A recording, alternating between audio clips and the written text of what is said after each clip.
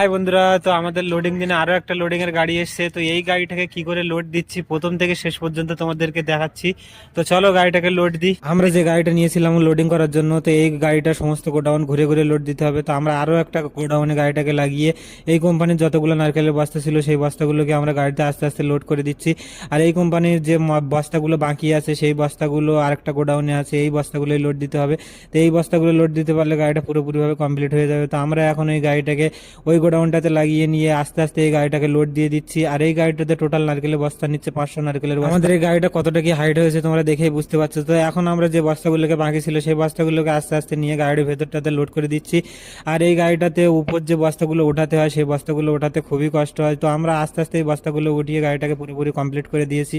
তো চলো দেখা হচ্ছে অন্য কোনো ভিডিওতে অন্যভাবে। তো ভালো থেকো।